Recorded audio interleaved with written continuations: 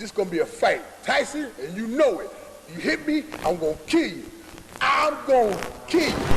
Welcome back to the Big Fight Recap here on BLTV Classic. He pulled his glasses off. Did you see his eye? His eye was just hanging out his head. On today's video, we revisit the infamous two-fight saga between Mike Tyson and Mitch Blood Green.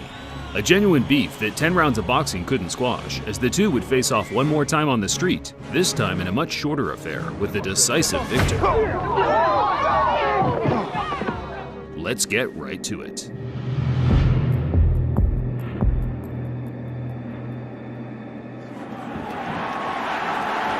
Closing with a flurry.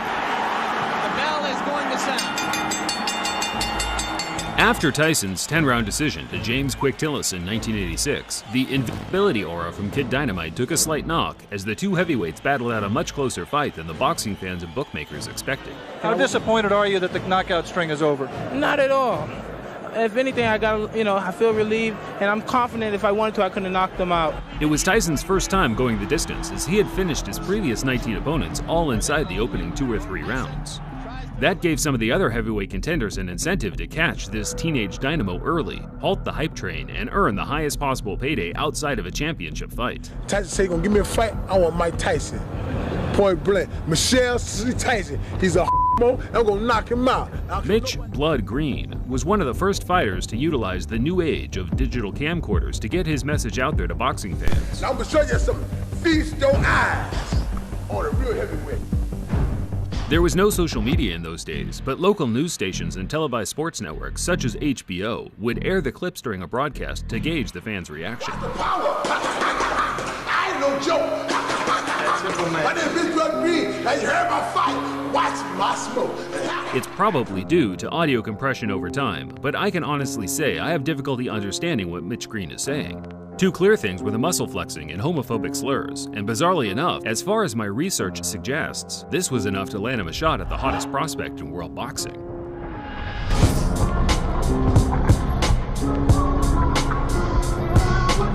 Growing up on the tough streets of Detroit, Mitch Green was a prominent player in 1970s New York gang warfare. By the age of 17, he had witnessed his father lose his life in a bizarre Western-style quick-draw shootout, not long before being shot twice himself, fortunately escaping with non-fatal injuries. Green tried to escape gang life by joining the UBA boxing gym in New York, but by this time his ties to the street were too pronounced, as he was now hailed the king of New York street gangs by the NYPD for his role as gang leader in the deadly Bloods crew. Things slowly started to change for Mitch as his reputation as a gang leader was exceeded by that of a talented amateur boxer, the muscular 6'5" big man that was racking up copious tournament success, including several New York Golden Gloves. From the Bronx, New York, undefeated in 5 professional bouts with 1 draw. Green took to the professional ring in 1980 and quickly started racking up wins over journeyman and fringe contenders such as Jumbo Cummings. Champion-in-waiting Trevor Berbick became the first man to beat Green in 1985, where Mitch made a good account of himself, only losing by majority decision. Both Tyson and Green were on the fringe of a world title shot, so regardless of the antics, the two were on a likely collision course. The trash talk from Green just helped build more interest in the fight, which in turn certainly struck a chord with Tyson, who openly admitted to hating that ugly mother effer. And Mike Tyson, traditionally, no robe, no socks. He says it makes him feel like a warrior, makes him feel like a gladiator. Tyson met Green for the first time in May 1986 at Madison Square Garden. It was Tyson's first match at a prestigious boxing venue and also the first to be covered by a large television network. Yet, the occasion didn't change the traditional no robe, no socks attire. He was all business and had a personal vendetta to settle with the now not-so-confident-looking Mitch Blood Green. And was so much a factor in the last fight that we showed you here on HBO that he didn't double up. He just was a little bit lazy, especially in the later rounds. So we'll see what he does about that against Mitch Green. Always aggressive, right in front of his man. Now we see some head movement. Quicker shot. There's the left hook I was talking about. He did draw a warning from Luis Rivera, the referee, about holding. Green's in trouble. Good left hand by Tyson. Everyone has a plan until they get their mouthguard punched out of the ring in the first round. While Green had all the physical advantages, Tyson's supreme boxing skills and speed negated the gap in size and weight, backing up Green from the opening bell, slipping and countering, forcing the much bigger man into survival mode from the word go. Big right hand against Tillis, and what a shot! That is an awesome shot. Tyson punched out Green's mouthguard again in the third, whereafter he started mocking his opponent for having a wide, gulping mouth, stalking him across the ring, landing fierce, single power punches. The fist may throws his punch. Another big left hook. Hey, Tyson, there, good uppercut. He has to take a stand eventually. Another couple body shots. Well, he's smiling. Tyson is smiling, but see, Green has those fast hands. The fight became so routine by the closing stages, the crowd knew they were witnessing a foregone conclusion. Tyson himself appeared to have his mind elsewhere as he bizarrely kissed his trainer, Kevin Rooney, while he was trying to deliver him intricate strategies and details regarding the fight. Well, Kevin Rooney is in there and just jabbering away 100 miles a minute. Mike Tyson leaned over and just kissed him. Tyson closed the show, trying to score the knockout, but Green's disinclination to engage allowed him to grab and clinch his way to safety, resulting in him losing 9 out of 10 of the rounds on every judge's scorecard.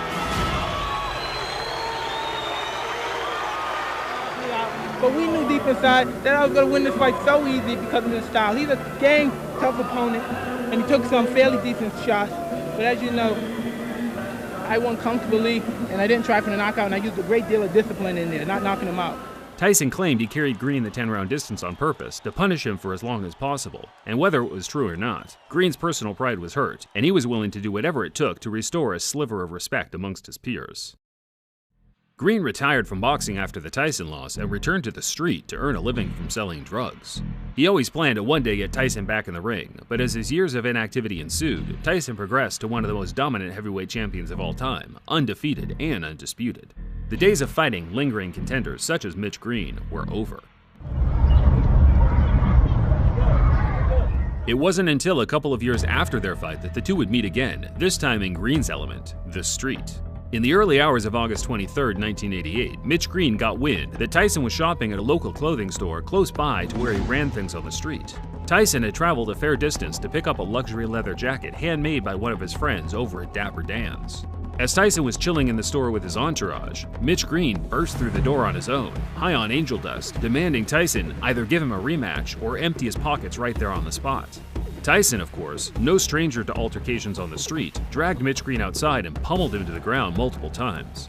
Spectators said that the fight was short, violent, and very one-sided. In fact, it was no longer than 15 to 20 seconds, but that's more than long enough for the heavyweight champion to inflict severe damage. There is no footage of the fight, regardless of the clickbait you see on YouTube, but there were many accounts of what happened that all aligned, all except Green's account, where he claimed Tyson sucker punched him and ran. Who threw the first punch here? He did. He sucker punched me because he's with his friends, you know, and when he hit me, and I said I couldn't get a chance to get to him like I wanted to because everybody was like pulling me, you know, holding me, like so he could get away from me, so he could get away, and he ran from me.